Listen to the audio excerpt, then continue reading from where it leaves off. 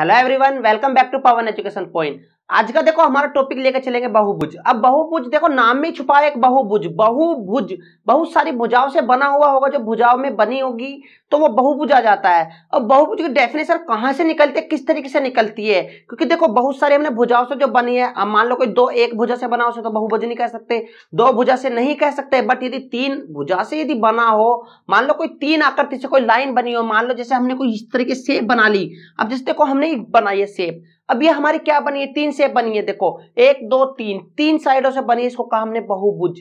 तो देखो यहां से मान लो हम कोई देखते हैं, यदि हमने कोई फिगर देखी है, जब मान लो हम कहीं घूमने गए हैं, वहां से हमने क्या उठाया, एक चीज देखी हमने ट्राइंगल, तो हमें देख के क्या पता लगा वो एक ट्राइंगल शेप में बना, वो क्या बन गया हमारा बहुभुज। तो जैसे हमारे पास ये लाइन बनी हुई है, इन्हें कहते हैं हम भुजा। क्या कहते हैं इनको, हम भुजा कहते हैं। तो इन्हीं भुजा के कारण ही एक प्रकृति बन गई जो हमारे पास बन गई, वो बहुभुज। तो इसी को हमने क्या कहा, बहुभुज। अब बहुभुज की डेफिनेशन कहां से बन गई, मान लो यदि मैंने देखो ये फिगर बनाई, अब ये किस तरीके से फिगर बन सकती है।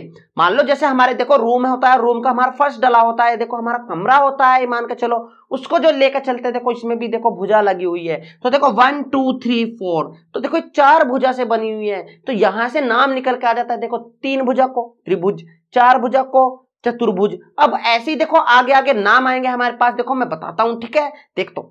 देखो अब नाम तो दिया उन्होंने, देखो बहुभुज। अब बहुभुज होता क्या है, देखो सबसे पहले ध्यान रखो, तो बहुभुज में क्या कहेंगे कि बहुभुज जो तीन या अधिक आकृति या अधिक रेखाओं से जुड़ा होता है।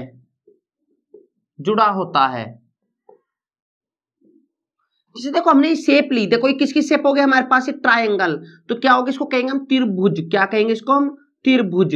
तो यहां से देखो इसमें भुजा की संख्या कितनी होगी, देखो मैं बता के चलूंगा। देखो यहाँ नाम होगा हमारा बहुभुज, यहाँ नाम होगा बहुभुज, और यहाँ होगी हमारे पास भुजाओं की संख्या साइड जो होगी, ठीक है। तो देखो बहुभुज जैसे मैंने लिया, देखो ट्राइंगल, तो देखो कितनी भुजा इसके अंदर, यहाँ तीन भुजा है। कितनी है, यहाँ तीन भुजा है। अब देखो बहुभुज का मतलब ये हो गया हमारे पास। अब जैसे हमने कोई एग्जांपल लिया, देखो मान लो चार भुजा में है, तो इसमें भुजा 1 2 3 4, तो ये क्या हो गया हमारे पास, चार भुजा। इसका नाम हो जाएगा, देखो इसको तो बोलेंगे हम त्रिभुज, इसको बोलेंगे त्रिभुज। बाकी देखो चार भुजा वाले क्या कहेंगे हम, चतुर्भुज। क्या कहते हैं इसको हम, चतुर्भुज।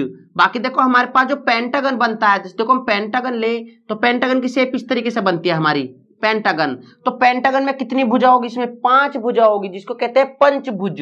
क्या कह देते हैं, इसको नाम दे देते हैं हम पंचभुज। अब जैसे देखो हमारे पास पंचभुज आ गया, अब इसके बाद आता है हमारे पास षष्ठभुज। क्या आता है हमारे पास, षष्ठभुज। अब षष्ठभुज में हो गया हमारे पास 6 साइड। देखो जैसे हमारे पास बेंजीन बनती है ना, देखो 1 2 3 4 5 6, 6 साइड में भुजाओं की संख्या हो जाएगी हमारे पास 6। अब देखो षष्ठभुज हो गया, ऐसे हमारे पास हो जाएगा देखो सप्तभुज, तो इसमें 7 भुजा हो जाएगी। तो यहां से जैसे हमारे पास कितनी भुजा हो जाएगी, उसमें 7 भुजा हो जाएगी। जैसे अब हमारे पास सप्तभुज की फिगर बन जाएगी, तो देखो इसको इस तरीके से ड्रॉ कर सकते हैं हम। ये देखो 1 2 3 4 5 6 7, तो 7 भुजाओं से जो बना है उसको हम क्या कह देंगे, हम सप्तभुज कह देंगे। ऐसे ही देखो हमारे पास अष्टभुज आ जाएगा, नवभुज आ जाएगा, 10 भुज आ जाएगा। तो ऐसे जब हम अष्टभुज की बात करोगे, तो उसमें अष्टभुज में 8 हो जाएगी, उसमें नवभुज में 9 और 10 भुज में 10, फिर एकादश द्वादश, इस तरीके से चलता रहता है हमारे पास। तो यहां से हमारे पास बात हो गई इसमें कि बहुभुज में भुजाओं की संख्या कितनी होगी। त्रिभुज में 3 भुजा होती है, जो उसकी साइड होती है, इसकी साइड होगी। चतुर्भुज में 4 होगी। जैसे हमारे देखो रूम होता है ना, तो रूम में हमारा कितनी साइड से बना होगा, 1 2 3 और 4, इस 4 शेप से बना हो सकता है। मान लो हमारा बेड है जैसे, तो बेड भी हमारे पास देखो 1 2 3 4, तो 4 साइडों से बन जाता है। ऐसे देखो हमारे पास पंचभुज, जो देखो झोपड़ी होती है ना, थोड़ी सी इस शेप में बनी होती है झोपड़ी, तो इस शेप में बनी होती है, नीचे उसकी दीवार मान लो, तो इस शेप में जब बनी होगी झोपड़ी, तो वो पंचभुज हो जाएगा। बाकी देखो हमारे पास षष्ठभुज जो किस में आ जाएगा, हमारे पास बेंजीन की तरह आ जाएगा। और ये सप्तभुज, अष्टभुज, 9 10 सेम इसी तरीके से बन जाते हैं। अब बात आती है हमारे पास, एक तो होता है हमारे पास सम बहुभुज, एक होता है विषम बहुभुज। देखो अब सम बहुभुज होता है, जैसे सम बहुभुज, तो सम बहुभुज को हम कहते हैं रेगुलर पॉलीगन। सम बहुभुज, तो इसको कहते हैं हम रेगुलर पॉलीगन। अब यहां से देखो रेगुलर पॉलीगन क्या होता है। अब देखो सम में समान भुजा, समबाहुभुज।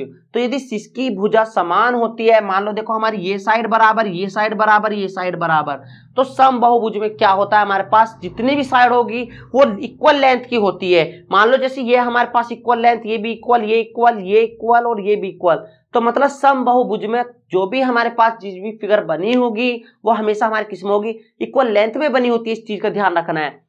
अब देखो ध्यान रखता है, एक होता है हमारे पास विषम बहुभुज, विषम बहुभुज इरेगुलर। तो यहां से विषम का मतलब देखो यहां से अलग अलग भुजा होती है, विषम बहुभुज तो उसकी भुजा अलग अलग होती है, इरेगुलर, इरेगुलर पॉलीगन।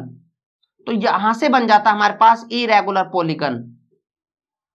जैसे हमने देखो ये फिगर बनाई है, मान लो इसी फिगर को उठा लो, तो देखो ये साइड अलग है, ये साइड अलग, ये साइड अलग, तो ये सबसे बड़ी हो गई जैसे, तो इसमें सभी साइडें कैसी होती है, हमारे पास अलग अलग तरीके की होती है।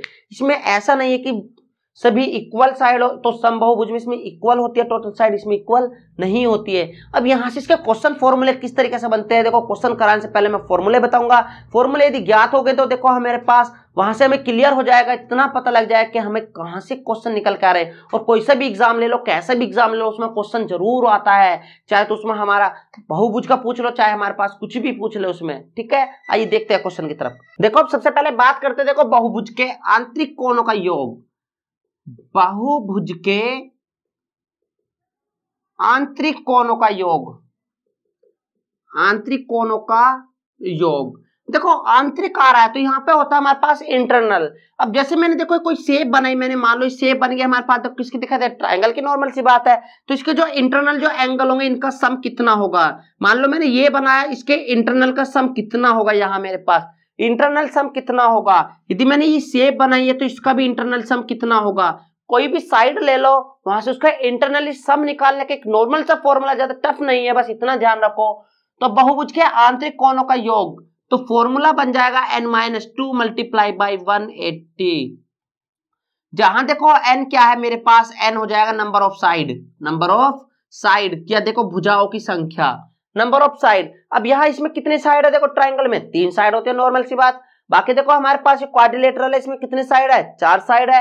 पेंटागन में 5 साइड है। तो देखो जैसे हम प्रूफ करते हैं, मान के चलते हैं, देखो अभी तक हमने ये बात पढ़ी है कि ट्राइंगल का सम 180 डिग्री होता है, बट आया कहां से, वो एक चीज देखनी है। देखो हमें जैसे मैंने कहा कि ट्राइंगल का लिया, तो यहाँ कितने साइड है, इसकी 3 साइड है। तो फॉर्मूला लगाओ n-2 मल्टीप्लाई 180 डिग्री। तो त्रिभुज के कोणों का योग, तो किसका बन रहा है ये, तो त्रिभुज के कोणों का योग ये कह सकते हो अंदर के। तो यहां से कितना हो जाएगा हमारे पास, देखो नॉर्मल सी बात, n का मान कितना 3, तो 3 जब मैंने यहां पुट किया, 3-2 मल्टीप्लाई 180, तो 3 में से 2 गया, 1 मल्टीप्लाई 180, और 180 की मल्टीप्लाई 1 में करेंगे तो हमारे पास कितना बन जाएगा, यहाँ 180 डिग्री बन जाएगा यहाँ से। तो ऐसे हमारे पास ही तो त्रिभुज की बात हो गई। यदि देखो मैं बात करूं पेंटागन की, अब यहाँ से पेंटागन की बात करते हैं तो पंचभुज की करें यदि, तो देखो n की जगह इस बार कितना लगा देंगे, यहाँ पंचभुज लगा दो, तो यहाँ कितना हो जाएगा हमारे पास पंचभुज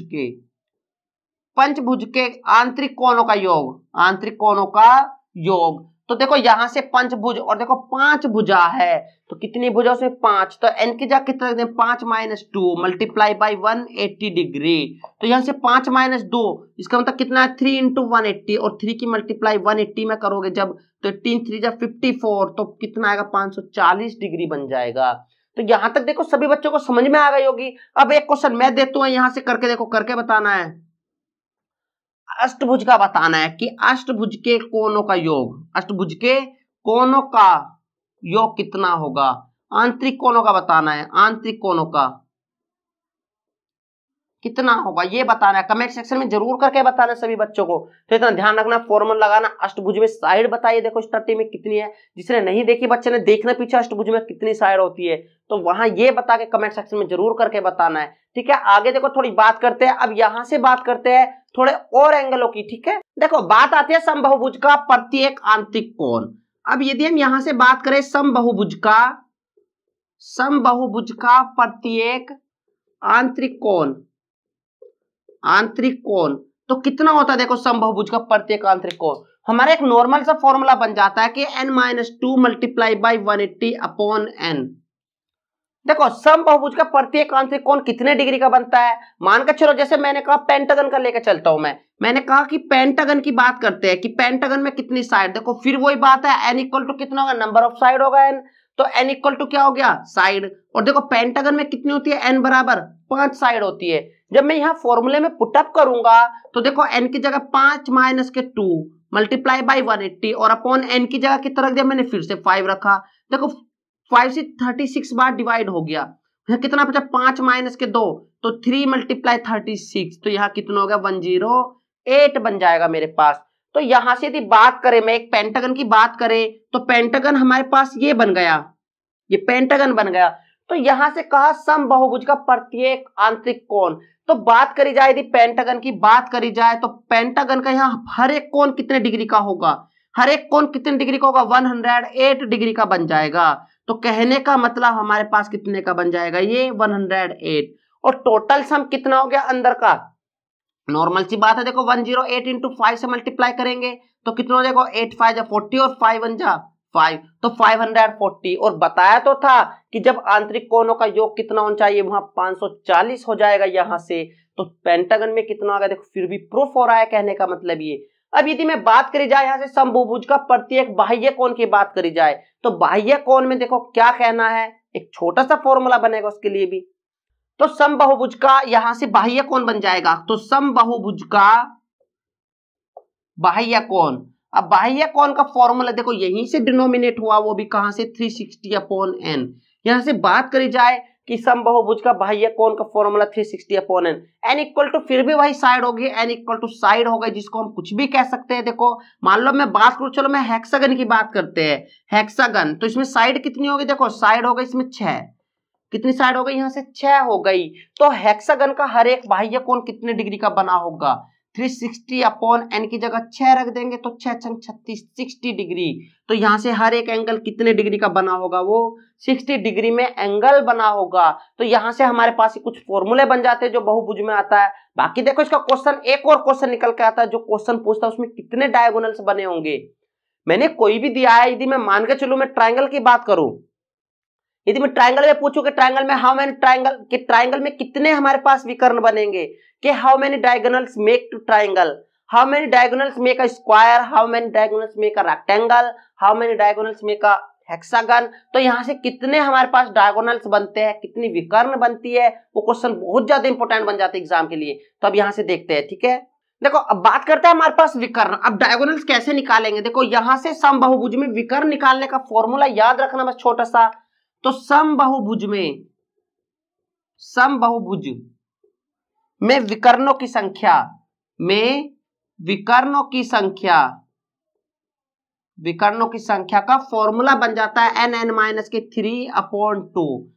देखो अब सबसे पहले मैं बात करता हूं ट्राइंगल से ही उठाते हैं। यदि मैंने एक ट्राइंगल उठाया तो ट्राइंगल में देखो यहाँ कितनी विकर्ण बनाएंगे। ट्राइंगल में विकर्ण मिलने का मतलब ये है कि कॉर्नर से कॉर्नर मिले, कॉर्नर से कॉर्नर मिले, कोने से कोना कहते हैं जो, जबकि यहाँ ये कॉर्नर है तो इसके कॉर्नर से तो भाई कॉर्नर मिला हुआ ही है। तो यहां से यदि मैं बात करूं तो विकर्णों की संख्या n की जगह जब मैं 3 रखूंगा यहाँ तो 3 माइनस की 3/2 और 3 इंटू 0/2 तो 0 बन जाएगा, क्योंकि 3 की मल्टीप्लाई 0 तो ट्राइंगल में हमारे पास 0 विकर्ण होती है, तो 0 डायगोनल्स होता है। ये मत कहना कि सर यहाँ विकर्ण बनता है, नहीं, ये इसका मिड पॉइंट होता है, मध्यमान होता है, ये इसका मिड पॉइंट होता है यहाँ। तो ये क्या बनता है, इसका मिड पॉइंट बनता है, ना कि विकर्ण बनती है। अब यदि मैं बात करूं चतुर्भुज की बात करें, चतुर्भुज में कितनी विकर्ण बनती है, देखो मेरे पास ये है, ये नॉर्मल सी बात है, मुझे पता है इसमें केवल कितनी डायगोनल बनती है, 2 डायगोनल बनती है, बाकी तो और कोई बनेगी ही नहीं चतुर्भुज में। और n की जगह कितना रखेंगे हम, 4 रखेंगे यहाँ, 4 इंटू 4 माइनस 3, 4 माइनस 3/2 और 2 2 जा 4 और यहाँ 2 और 3, 4 माइनस 3 1। तो कितनी विकर्ण बनी चतुर्भुज में, केवल 2 डायगोनल्स बनी। बट यहां तो हमने पहचान ली कि चलो इसमें इतनी बन गई। यदि मैं बात करूं नवभुज की बात करें, नवभुज किसकी बात करें, नवभुज की, जिसमें कितनी भुजा होगी, 9, कितनी होगी, 9 भुजा होगी, जिसको हम क्या कहते हैं, क्या कहते हैं हम यहाँ से इसको, नवभुज। अब नवभुज के लिए देखो यहाँ से जब हम फॉर्मूले में पुटअप करोगे तो n (-3/2) तो यहां से n बराबर कितना रखेंगे हम 9 भुज के लिए 9 रखोगे तो 9 माइनस के 3/2 तो यहां से 9 और 9 में से 3 जाके 6/2 और 2 3 जा 6 9 3 जा कितना हो गया यहाँ 27। तो 9 भुज में हमारे पास है जो विकर्ण बन जाती है वो हमारे पास बन जाती है 27। अब यहां से देखो काफी बड़े क्वेश्चन आ जाए, चाहे कितनी भी भुजा का क्वेश्चन निकलवा ले, कितनी भुजा 25-30 साइडों का क्यों ना निकलवा ले, उसकी विकर्ण हम निकाल देंगे। तो इतना ध्यान रखना है, यहां से यदि हम बात करें किसी भी समबाहुभुज हो तो ध्यान रखना है उसकी विकर्ण हम निकाल सकते हैं। तो ये पार्ट देखो यहीं तक था। यदि देखो आपको अच्छा लगा हो तो वीडियो को लाइक कीजिए, शेयर कीजिए सबसे ज्यादा और देखो हमारे चैनल को सभी जगह फॉलो कीजिए, इंस्टाग्राम, टेलीग्राम, फेसबुक सभी जगह पेजेस बनाओ और देखो अपनी राय जरूर दीजिए हमें कमेंट सेक्शन में कैसी लगी आपको वीडियो। Thank you. बिल्कुल।